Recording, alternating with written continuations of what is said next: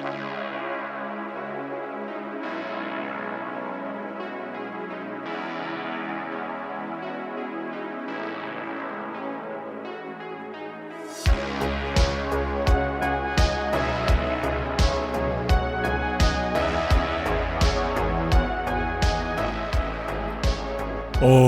right, coming to you from 4,200 feet in the hills of Oregon, it is the voice of Chi-Town, the reddest beard in the high desert, your host of the MOA Broadcast, Sam Wilson. How are we doing out there, folks? We've got a great show planned today. Let's get right into it. We've got a couple of interesting tidbits we'll get to here. We've got presidential assassination threats, Florida man, homicidal video games, same thing in this particular case, a little bit of overlap. Let's just say Florida is the gift that keeps on giving. Big news on ivermectin. Ivermectin. We'll get to that in a little bit, but if you've followed along, especially during COVID and other things, ivermectin has been a frequent topic of conversation. So that'll be some interesting news we got there. And then we have some more hapless hikers and motorists, along with good survival situations on how you can make it out alive. So let's go ahead and get right into it. Our first story, we go to Florida also. So we've got two Florida man stories today. A Florida man allegedly threatened to assassinate President Donald Trump and launch missiles to destroy New York in a series of 911 calls. Now, it doesn't say if he means New York State, New York City, or some other part of New York, just that he planned to destroy New York with missiles. Apparently, he was making these threats to 911 itself. Justin Blackston, 34, of Loxahatchee, made multiple 911 calls to the Palm Beach Sheriff's Office on February 26th, citing an arrest report from the Sheriff's Office. "I need a ride to the airport to be taken to the White House to assassinate the president," he allegedly said in one of the calls. "I'm about to launch the missiles to destroy New York," he allegedly said in another call. "I'm a Confederate soldier." Oh, man. There we go. "I'm a Confederate soldier and I'm looking to get revenge. My missiles are attracted to Donald Trump's tower." Wow. In other calls, he allegedly told dispatchers to tell the FBI that I'm a mass murderer, and he wanted Trump to go over to his house because tomorrow's his last day on planet Earth. Deputies responded to his home. He was not there, but they arrested him the following day. He was charged with making a threat to throw, place, project, or discharge a destructive device and falsely reporting a bomb or explosion and making false 911 calls. According to a former Secret Service agent, Jason Russell, a 10-year veteran, he told the outlet the 911 recording sounded like the idle rant of somebody who's mentally deranged. The man has an extensive history of mental health-related encounters with local police. His bond was set at $35,000, and a hearing in mental health court was set for April 16.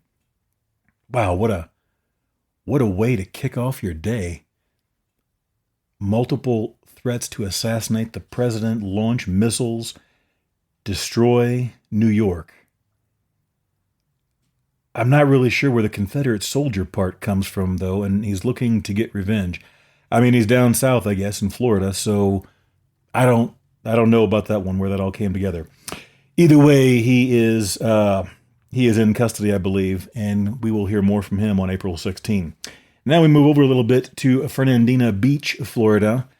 Again, also in Florida. An online altercation led to real-life attempted murder charges after deputies say a New Jersey man flew to Florida, snuck into the home of a person he met online, and attacked him with a hammer in the middle of the night.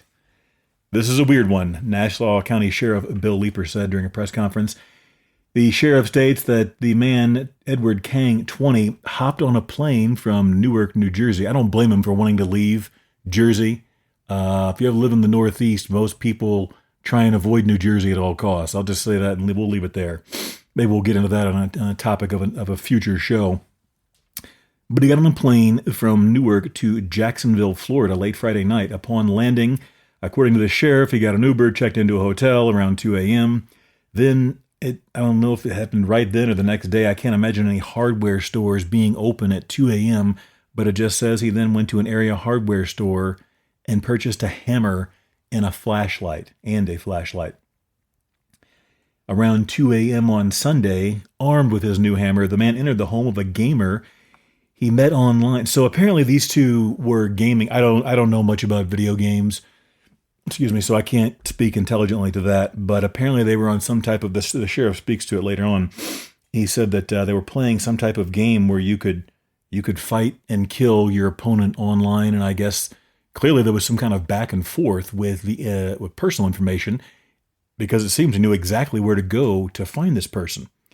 But anyway, the man comes back at 2 a.m. on Sunday. He walks right through an unlocked door. So the guy's, his front door isn't even locked, or some door to his home. His house is unlocked. The guy just walks right in at 2 a.m. What's the guy doing? The victim is playing video games. You can't make this up. So the aggressor came in. The victim was playing video games. He had taken a break to go to the bathroom. However, once he opened the door, he noticed the suspect standing with a hammer raised in the air in an anticipated strike position, wearing all black, gloves, and a mask. So he's standing there like Michael Myers while this guy is going to the bathroom. Now imagine this. You're just sitting there playing video games at 2 a.m. in your home. You come out of the bathroom, and there's a guy standing there with a mask on, dressed all in black, wearing gloves. It doesn't say what kind of mask. I'm just going to, in my mind, I'm going with the Michael Myers creep style mask. That just makes perfect sense to me.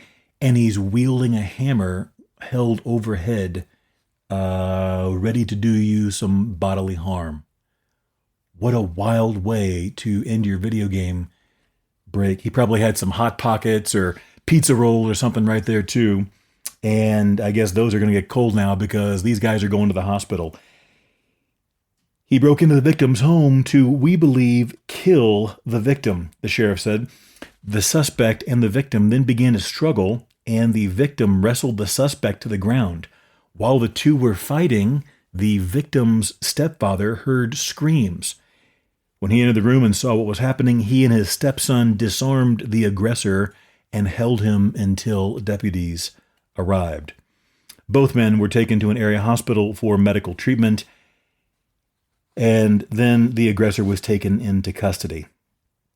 When asked why he did what he did, why he flew down there to Florida from New Jersey and broke into this man's home and attacked and assaulted him, apparently, allegedly, with a hammer, his reply was, he is a bad person online. The sheriff simply replied, I would say, Mr. Kang, it's going to be a long time before you play video games again.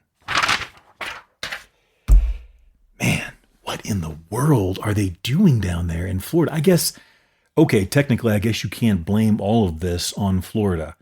The quote-unquote, the bad guy of the story is from Jersey, which, I mean, I wouldn't want to go there no matter. I'd much rather be in Florida than New Jersey, all things considered on every which way. But although there was some really good Italian food in New Jersey, I got to give them that. Had a lot of good pizza, a few good steaks in New Jersey, and some good hot dogs, actually.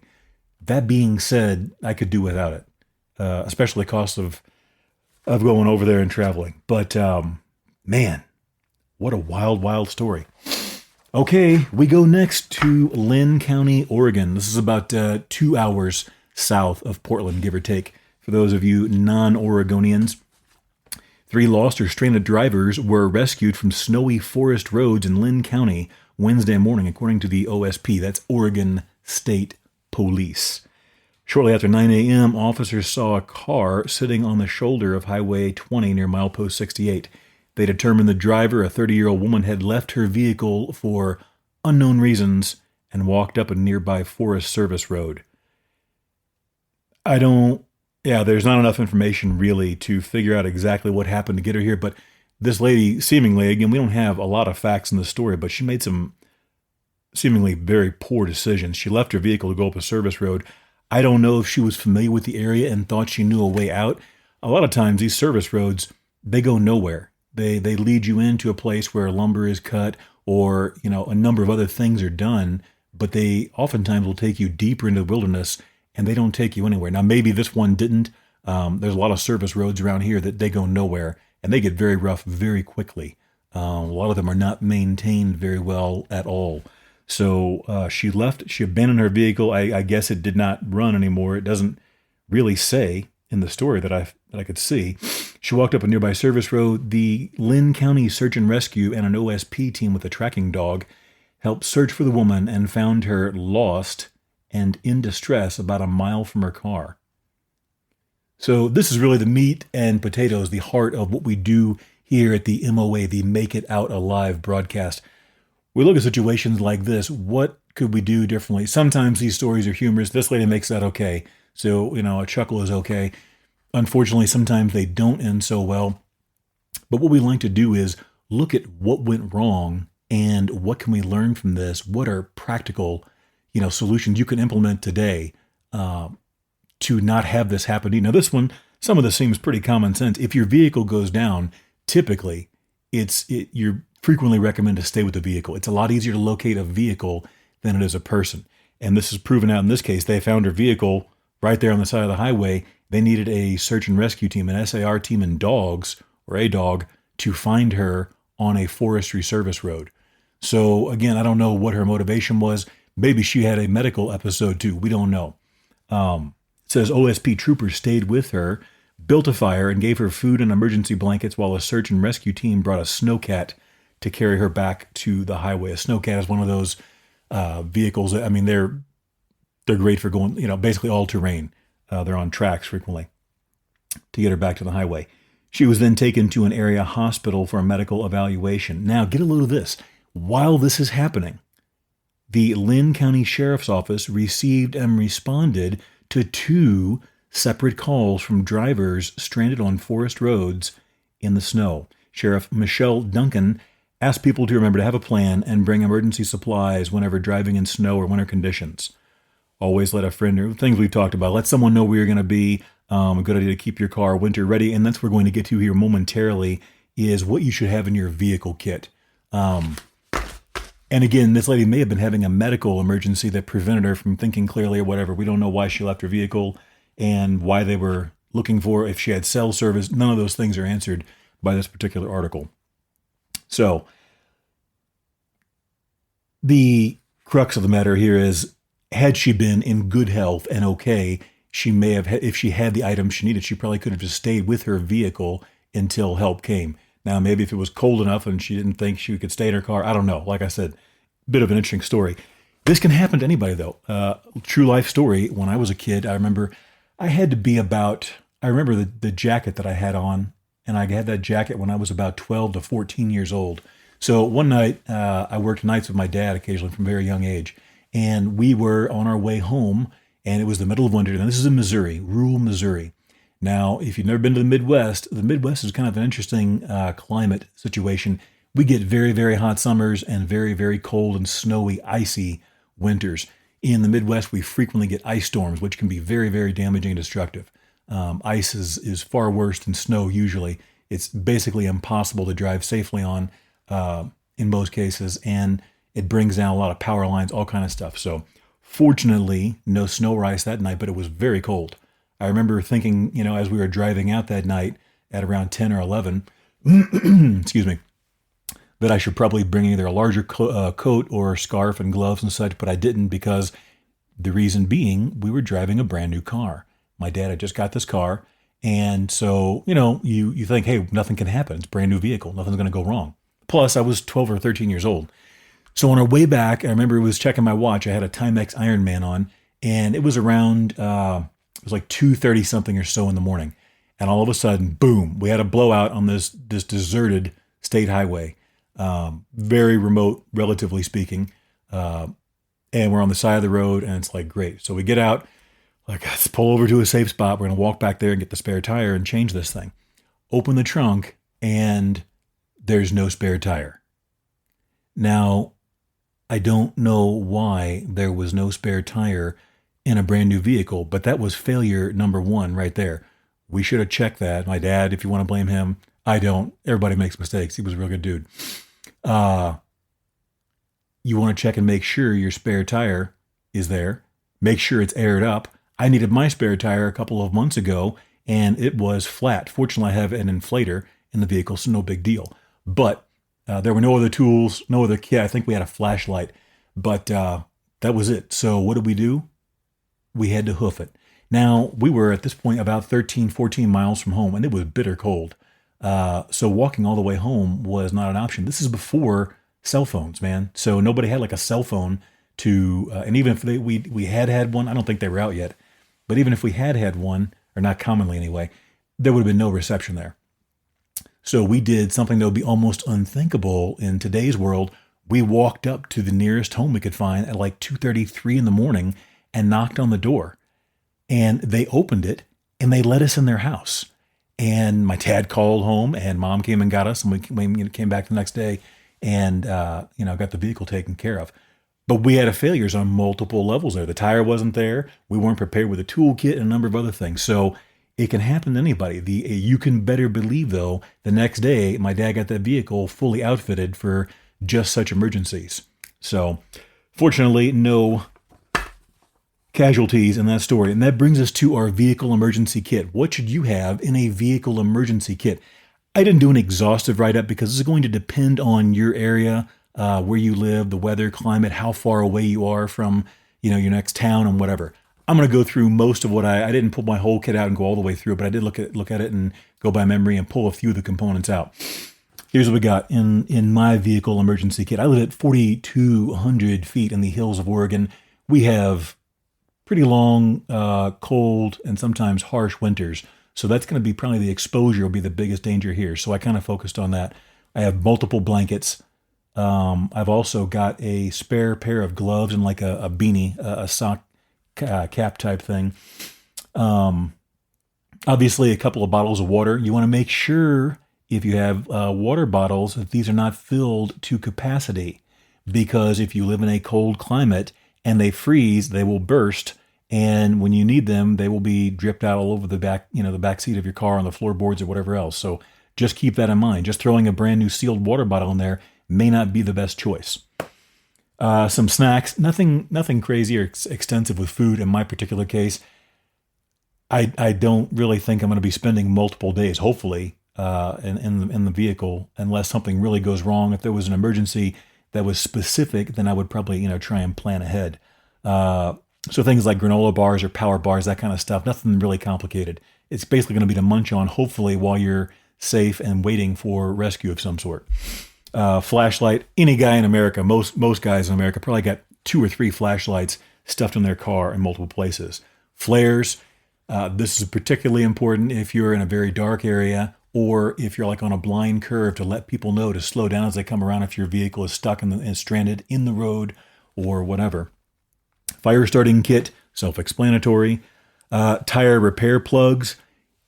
If you use these, or if you have these, make sure you know how to use them. It's very easy to plug your own tire. In fact, I've done it on the side of the road multiple times. I've done it on the side of a highway. I've done it in gas station parking lots. I've done it in my driveway. It's very easy to do. Just make sure that you then also have an inflator to be able to air your tire up afterwards. So you can easily do this on the side of the road, though. Not that big of a deal.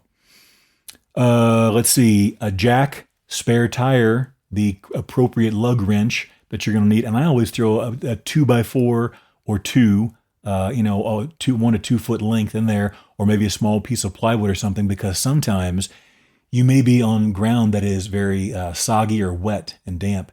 And if you do that and you jack the vehicle up, it may just sink into the ground. So a piece of wood, you have to make sure you do it safely, but a piece of wood can oftentimes prevent that. I've been broken down on like gravel roads or on roads that don't have a shoulder and you have to pull into the grass. And if I hadn't had a piece of wood to put underneath the jack, I would have never got the vehicle raised, because you start jacking it up and the jack just goes right into the ground. Let's see, a basic toolkit. I've had to change serpentine belts, alternators, and batteries, and a number of other things right on the side of the road. If you have a basic toolkit, usually a good socket set and a few screwdrivers and a pair of pliers or two, you can get through a lot if you have a little bit of practice and knowledge beforehand on how to use those items. A signaling device, we're going to get into that momentarily. A battery jump box, and let's see. Now, if you are in a rural area or wherever your area of operations is, if it is legal and safe for you to do so, it's not a bad idea to have a firearm under certain situations or circumstances. I'll give you two stories. The first is tragic, but okay, let's just get right into it. A buddy of mine once was driving down a country road and he struck a dog. Okay. Now he gets out of the car. He's obviously very much upset and he goes back. The dog it's not in good shape. Okay. So he's like, I gotta put this thing down. This is like 25, maybe 30 years ago. This is a while back, 25 years ago. So he's in the middle of nowhere. And so he goes and he doesn't have a firearm in the vehicle. So he goes and the story is horrible. I'm sorry, but this is a true story. It's horrible. He goes and gets a tire iron and he thinks, okay, if I can just knock the dog out first, then I can, finish the job. So he starts hitting this dog in the head with the tire iron and he cannot knock it out. Boom. Nothing. Boom. He's smacking this dog with the tire iron. The dog won't go out. So after several strikes, he's sitting there thinking, oh my God, he's ready to cry. He feels horrible. He's out. The dog is obviously feeling even worse. He's bleeding and moaning and yelping and whimpering. And all of a sudden, another vehicle comes pulling up. Guess who? It's the dog's owners. So they pull up and this guy is beating on their dog with a tire iron. And they, of course, some very colorful language and explanations follow. Long story short, they take the dog into the vet to be, euthanized. He leaves at that point. He gets a letter. I don't know how he finds it. They call him or whatever. A couple of weeks later, the dog survived.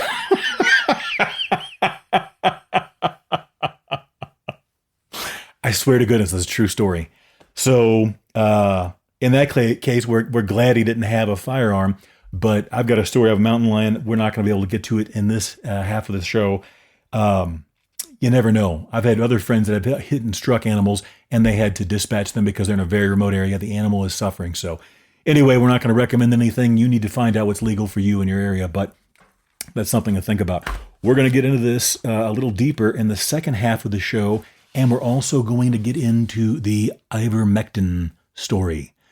So stay tuned. We got more coming up in the second half. More Make It Out Alive with Sam Wilson after this.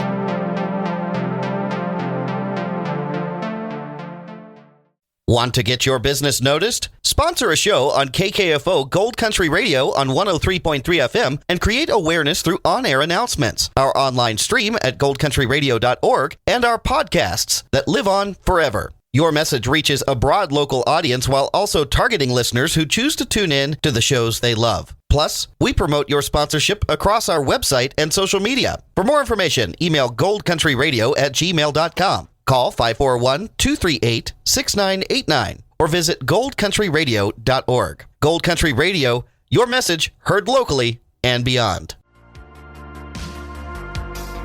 You're listening to the MOA Broadcast with Sam Wilson. Will you make it out alive? And we are ready for the second half of the MOA Broadcast. Thank you for sticking around and thank you for joining us.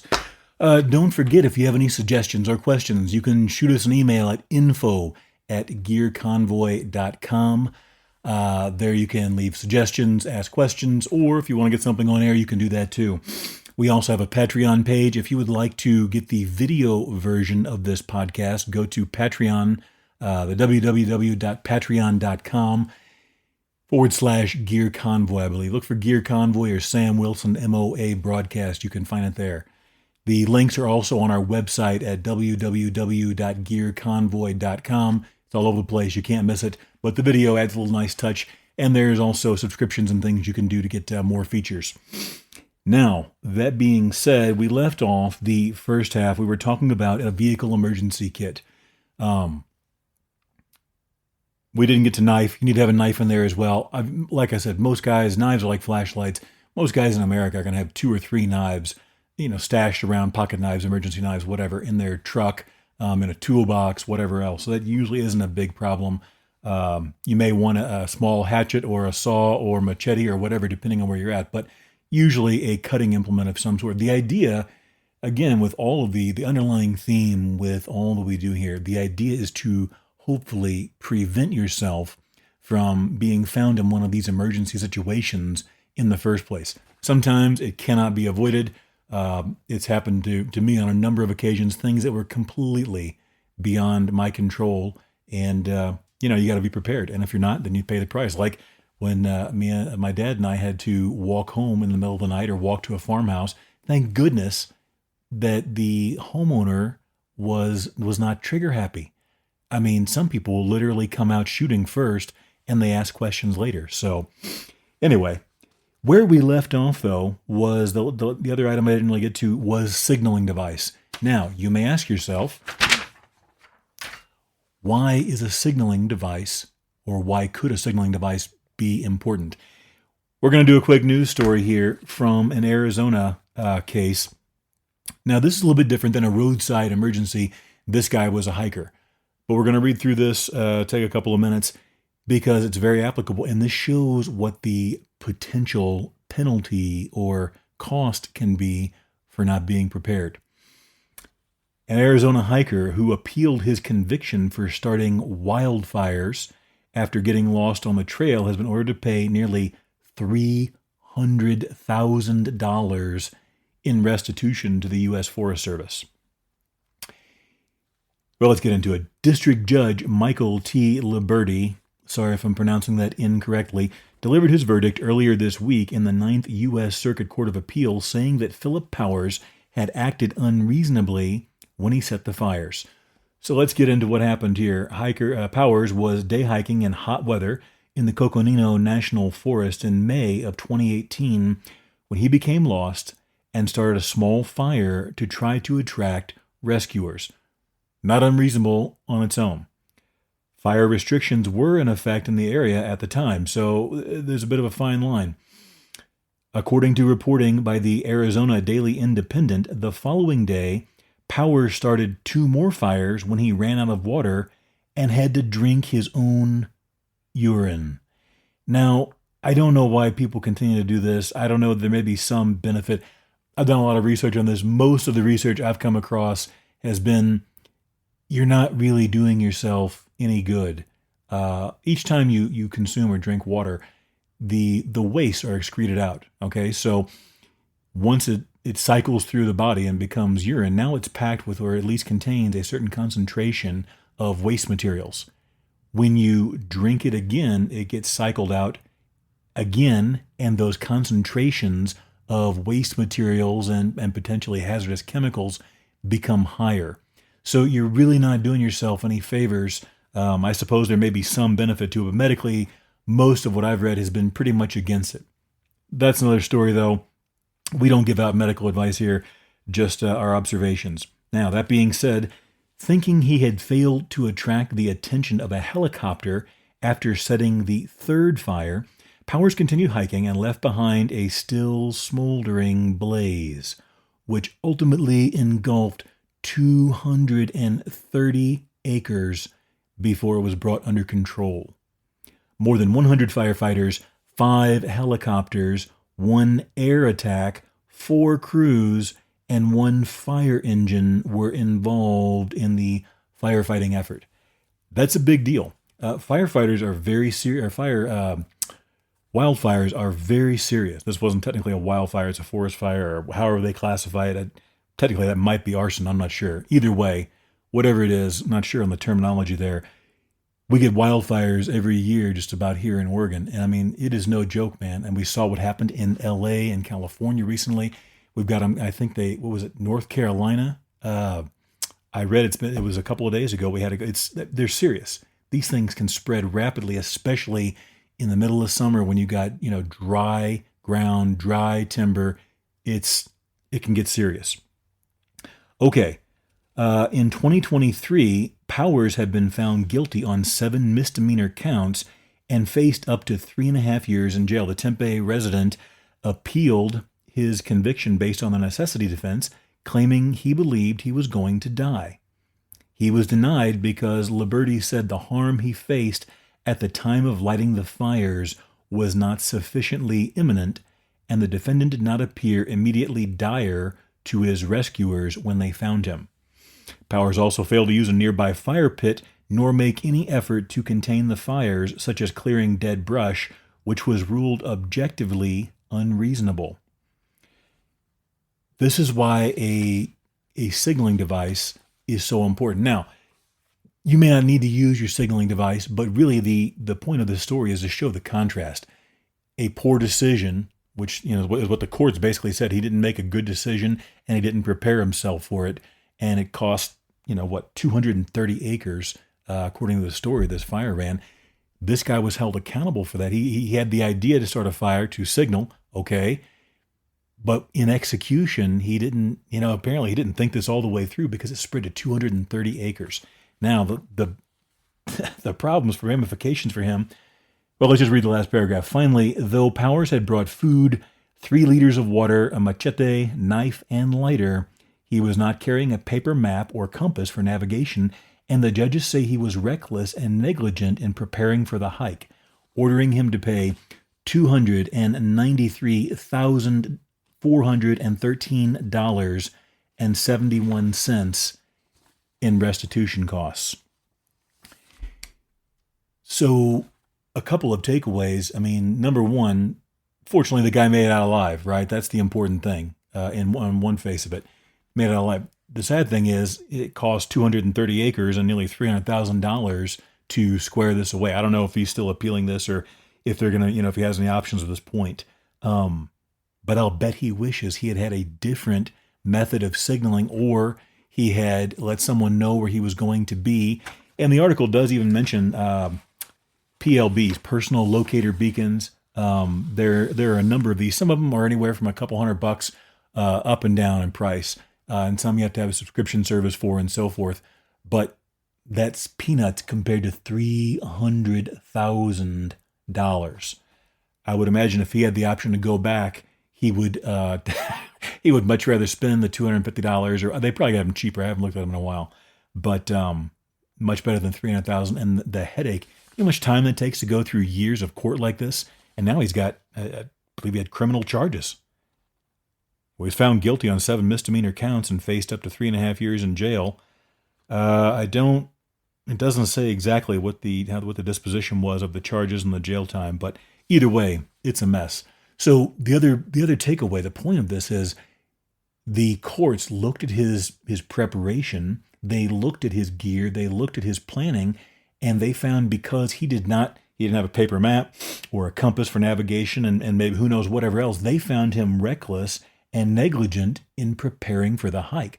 Not just the fire, the way he prepared. They said they were kind of saying you could have done more to prevent this by having a paper map or compass or a PLB or notifying someone of where you were going to be. So we're going to hold you liable. That contributed to the decision, I would imagine, to hold him liable. So the takeaway for us is make sure you're not that person. Don't do that. Learn from this. Like I learned from my story of, not having a spare tire in the car. Learn from this. Make sure you're prepared ahead of time. Now, we head to Arkansas, Little Rock to be exact.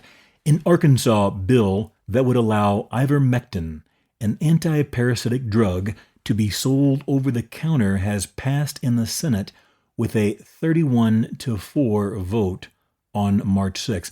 Now, before we get into this, I just want to do a quick reminder. As you know, folks, here at the MOA Broadcast, we do not get politically involved. We do simply what most of the mainstream news and media used to do, which is give you the facts. Then you make your own decision and your own determinations based on that information. We're not going to tell you how to feel or how to think. We're just going to share the info. Some things do get politically involved, but we remain apolitical in our reporting. Back to the story. Ivermectin tablets are typically used to treat conditions caused by parasitic worms. Topicals can be used to treat head lice and skin conditions like rosacea, according to the U.S. Food and Drug Administration, the FDA. Drug is also used on animals, pour-ons, injectables, paste, yada, yada, yada. Here is the part we want to talk about. Interest in human use of ivermectin grew when people began taking it to prevent or treat COVID-19, despite the FDA and other health agencies warning against it. The FDA has never authorized or approved ivermectin for that purpose. The Arkansas measure would allow the human use and over-the-counter sale of ivermectin without a prescription or consultation from a healthcare professional. The bill will now head to the House for consideration. Now,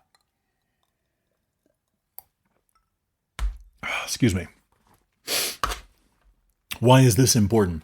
Well, again, we don't give medical advice. We're not going to tell you what to do one way or another. But if you were around for the pandemic, you could not help but hear about all the conflicting stories about ivermectin, what it should and should not be used for, what it's approved and not approved for by the FDA and other governing bodies. But you couldn't help but, if you watch the mainstream media, or as is now being called often, the legacy media, you couldn't help get a certain impression about ivermectin and the people who used it. Now, what I want to do is, this is an article that I had read years ago. And when this whole thing exploded, I remember thinking to myself, okay, ivermectin, what is it? I've read about this before. What is going on? Just like with N95 masks and dust masks and so forth, all this research that I had done and read years and years before, I started thinking to myself, I've read about this before. Is that what it said at the time? I want to take you to a research paper from 2011. And then I'm going to read you something more currently, and I want you to see the contrast between the way ivermectin is portrayed and spoken about pre-COVID and then during and post-COVID, okay? I'm just going to read it. You make your own decision. We go to the article, Ivermectin, Wonder Drug from Japan, the Human Use Perspective. Excuse me. Discovered in the late 1970s, the pioneering drug ivermectin, a dihydroderivative of avermectin, originating solely from a single microorganism isolated at the Kitasato Institute, Tokyo, Japan, from Japanese soil, has had an immeasurably beneficial impact in improving the lives and welfare of billions of people throughout the world. Originally introduced as a veterinary drug, it kills a wide range of internal and external parasites in commercial livestock and companion animals. It was quickly discovered to be ideal in combating two of the world's most devastating and disfiguring diseases, which have plagued the world's poor throughout the tropics for centuries. It is now being used free of charge as the sole tool in campaigns to eliminate both diseases globally. It has also been used to successfully overcome several other human diseases, and new uses for it are continually being found. This paper looks in depth at the events surrounding ivermectin's passage from being a huge success in animal health into its widespread use in humans, a development which has led many to describe it as a wonder drug. There are few drugs that can seriously lay claim to the title of wonder drug, penicillin and aspirin being two that have perhaps had greatest beneficial impact on the health and well-being of mankind. But ivermectin can also be considered alongside those worthy contenders based on its versatility, safety, and the beneficial impact that it has had and continues to have worldwide, especially on hundreds of millions of the world's poorest people. Okay, that was a bit long. Glad you stuck with me there. But that was a glowing review about the wonderful benefits of ivermectin, according to this research paper. Okay? Now, before we get to the next part, I'm not going to say use ivermectin to treat COVID-19. I'm not going to give you any kind of medical advice to do or not do. The point of this is we want to look and compare and contrast the way things are portrayed in the media. That was a research paper. Now we're going to look at the mainstream media. And after I finish that, I'm going to tell you why and what the point of this is. Although I'm pretty sure most of you that have been watching the whole world wake up to how the media handles itself in many cases already know where this is going. So we go to a popular. I'm not going to use the magazine. If you really want to know which one it was, you can email us at info@gearconvoy.com. I'll tell you, but I don't want to drag anybody through the mud or try and make somebody look, bad. We're going to cherry pick a few lines out of this article, but it's just for the emphasis of how different these two articles are. Here is the headline of the article. Do I have the source on here? Yeah, we'll get to that later. Okay, the title: What is Ivermectin? How a livestock dewormer became a rumored COVID-19 aid with bad side effects. Now remember how the previous article just talked about how safe and effective for hundreds of millions of people ivermectin was. Here we have how a livestock dewormer became a rumored COVID-19 aid with bad side effects. September 3, 2021. There have been lots of cases of liver problems and liver failure, severe GI upset, and even things like seizure and coma, says the doctor. You know things are bad when the U.S. Food and Drug Administration posts a drug warning on social media that reads, "You are not a horse. You are not a cow." That's what the agency did in August to discourage consumption of ivermectin, an anti-parasitic medication most often used as a livestock dewormer that's become a sought-after yet unproven drug to treat or prevent COVID-19. So what do we learn there? Again, we're not going to get political. We're not going to give medical advice. We're not going to give personal advice other than to use your brain. One paper, several years, almost a decade almost, pre-COVID, talks about what a wonderful and safe and effective drug this is. Now, obviously, it did not advocate for using it for COVID-19. We're not doing that. We're not getting on that end of it. But then, for whatever reason, when people started to use it for that purpose, and I'll tell you this, I did a lot of reading in preparation for this. To make sure I had gone through this again, there were a lot of studies that kind of went either way. So who knows? That's the topic for a different episode or a different, series altogether. We're not going to do that today. But the point is, the media is sitting there going this way. What do I learn from this? What do I think of myself? It shows to me the importance of getting your news and information from more than one source. The thing with legacy media, as I now call it, for years, for decades, if not longer, has had almost a stranglehold on information. Okay? And if people wanted to get information, if they wanted to get news, they tuned into their nightly news broadcast or they read their local or national newspaper, and that's where they got their news from. And when we come to find out, a lot of these news organizations are controlled by a handful of companies, organizations, people, whatever, at the top. There have been numerous studies I've seen recently where they show side-by-side comparisons, and I'm sure many of you have seen these as well on social media, which is where we're going next, that so many of these news organizations, you put them side-by-side, the script or the video, they're saying almost word for word the exact same thing. You go to any of these channels, or a number of channels or stations or papers or online, and you're getting the exact same message. If everybody's saying the same thing, something's wrong.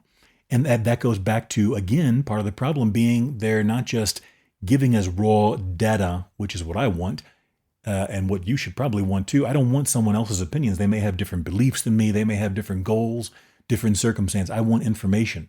The media, to a degree, there have been good journalists in the past, make no mistake. But now, especially when things start getting political, it is so, they're almost homogenous in what they're saying. So the point to me is that's why I like X. You may have heard Twitter. X is the new name for it, but fantastic. Now it's everything is wild and out in the open there. There's no censorship for the most part, except for very, very certain cases. So you have to make sure you're prepared for that. But you see so much news that is not covered by your legacy or mainstream media and other social media sources. So all I would say is expand your horizons a little bit. Don't just get your news from one place, because a lot of times the news, quote unquote, is being editorialized. You're getting someone's opinion with a few facts or suggestions stuffed in there. You want to make sure you do your research, whether it's ivermectin or whatever, medical, personal, whatever your choices are. make sure you do your research. That's the important thing. And then you make an informed decision for yourself. As someone once said so poetically, if you do it someone else's way, you take your life in your own hands. All right, that is going to bring us to our final story of the day. Where do we have here? Oh boy, here we go. We go back to Australia. The kangaroos have been at it again. If you recall, we've had for the last two or three episodes, I don't know now, there have been these violent kangaroo attacks. Hang on, let me get a sip here. Okay. Wilson's doing too much talking. These kangaroos are no joke, man. So if you have, I'm sure everyone alive or that's listening to this has seen a kangaroo. These things are powerfully built. In many cases, they're up to, well, let's just get into the story and we'll go along with it. A man has been seriously injured after being attacked by a hulking kangaroo in Queensland. The man in his 50s was involved. The man was involved in an altercation with a 2-meter tall kangaroo at a home on Little Jim Road in Willows, Queensland's. I don't know where all this is. Queensland, Australia. Okay, Willows. So for those of you who don't do the metric system, a meter is 3.3 feet, last I remember. So 2 meters would be roughly 6.5, almost 7 feet, depending on, whether the kangaroo is sticking his head up or not, stretching his neck out, whatever. Either way, this is a big animal. And in several articles I've read, they can get to up to and over 200 pounds. They've got very dynamically, powerfully strong legs, obviously, for jumping and such, but they have a absolutely ripped upper body as well. And they frequently have a bad attitude. They like to get in there and punch it out. I mean, they're like the bar fighters of the animal world. They see you and they don't like the cut of your jib. They don't like your face. They don't like your attitude. They're going to come in there and start throwing hands or paws or whatever they call their hand things on kangaroos. I don't know. What happened next? The poor man, who is unnamed, I believe, sustained hip injuries and serious lacerations to his arms and chest during the altercation, according to the ambulance service. He came out of his house, walked around to get into his vehicle to drive and go shopping. There was a buck and doe, a male and female kangaroo, and the doe took off, but according to Underhill, I don't even know who Underhill is. He doesn't seem to be named elsewhere in this article, so I'm guessing he is law enforcement or some official of some sort. The buck bloody attacked him and really attacked him in a big way, Underhill said. Underhill estimated the kangaroo to be about 2 meters tall and noted kangaroos had lived in the area for years without issue. Well, that is no longer the case, Mr. Underhill, no disrespect intended. This kangaroo had a bad attitude and took it out on this poor man from Willows who had hip injuries and serious lacerations. So if you recall from last week, one of the fighting tactics that these kangaroos like to do is to get you in a headlock and then kick you in the face with their powerful feet and legs, and their toe claws just slice and dice you. I did some research. I haven't got around to putting in images into the video version of this yet. Some poor guy a couple of years ago, I didn't think he would survive. I saw the medical images of this kangaroo attack. His insides were coming out. This guy he got hurt bad. That kangaroo took him down to Chinatown.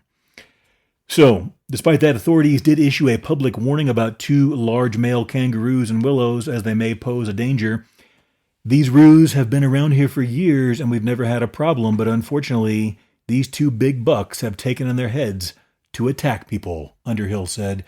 Just remember, if you find yourself in Australia, according to last week's episode, we now know that pepper spray is effective on kangaroos. So, just a thought. Make sure you have yours ready. Okay, that's going to do it for us, folks. We are done today. Remember, don't wait until you have an emergency to prepare for it. It may be too late if you wait. If you don't make it out alive, you don't make it out at all. Stay safe out there, folks.